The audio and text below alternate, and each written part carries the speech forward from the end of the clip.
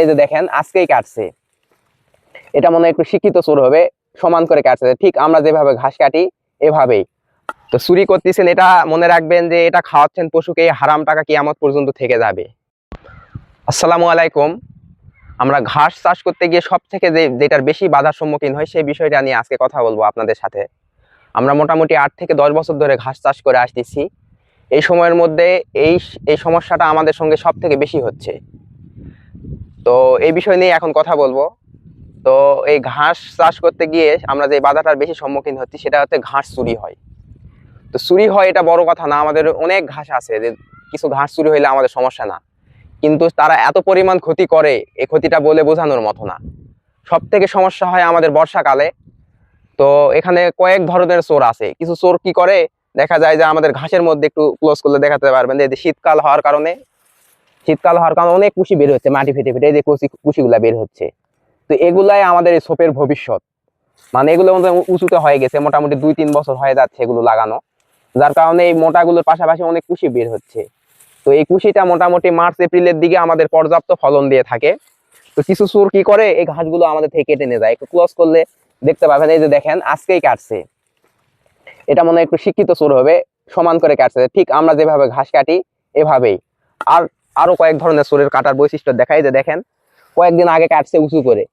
তো এই উঁচু করে যদি কাটে তাহলে আমরা এখান থেকে কিভাবে কাটবো বলেন? এগুলা অনেক উপরে উঠে যাবে, যার কারণে আমরা খাবার বা গোবর যেটা দিব সেই শিকড় গুলো শোষণ করতে পারবে না। আরো কিছু সোপ আছে দেখাই, যে দেখেন কত উঁচু করে কাটছে, মানে সবগুলোই শেষ হয়ে যাবে।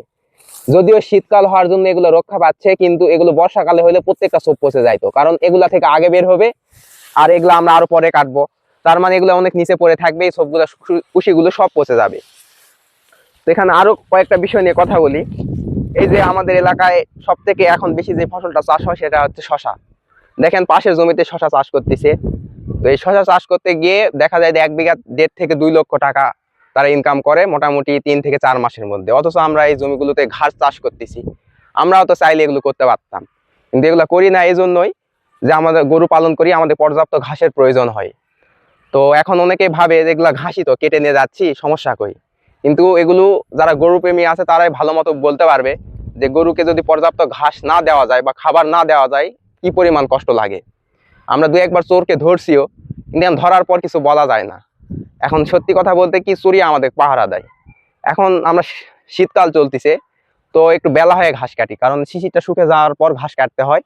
তো 11টা থেকে 12টা এই সময় একটু রোদ উঠলে আমরা ঘাস কাটতে আসি।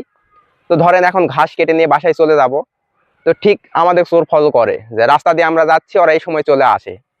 তো এই সময় আমাদের আর আসা সম্ভব না, কারণ বাসায় গিয়ে ঘাস টাস সব কেটে গরুর আরো যে কাজ থাকে এগুলো শেষ করতে আমাদের 2-3 ঘন্টা লেগে যায়। তো তারা সব থেকে এই সময় বেশি চুরি করে। আরেকটা দিন আছে, সেটা হলো শুক্রবার, নামাজের সময়। এখনো হয়তো মাঠে অনেকেই আছে, যার কারণে ভয়ে জমিতে ঢুকতে পারে না, কিন্তু শুক্রবার দিনে কেউ থাকে না, তারা এই সময় চুরি করে। তো আমাদের আরো কিছু জমি আছে এই পাশেই, ওখানে দেখা ওখানে কিভাবে কাটছে। তো এই যে ঘাসগুলো দেখতেছেন, এগুলো আমরা মোটামুটি 15 থেকে 20 দিন আগে কাটছি। দেখেন কি পরিমাণ কুশি আসছে, এক একটা ছোপে আপনার 1 থেকে 150 কুশি আসছে। তো সমস্যা যেটা বলার জন্য আপনাদের আসলাম, একটু এদিকে আসলে দেখতে পারবেন। এই যে এই সবগুলো বর্ষাতে কাটছে, দেখেন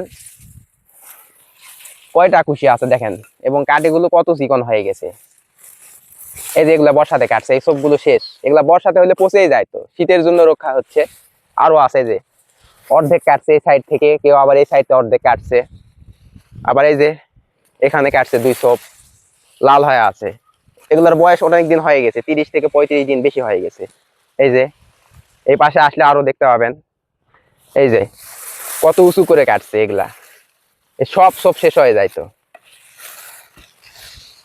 তো সব শেষে যেটা বলতে চাচ্ছি, তো চুরি করতেছেন, এটা মনে রাখবেন যে এটা খাওয়াচ্ছেন পশুকে, হারাম টাকা কিয়ামত পর্যন্ত থেকে যাবে।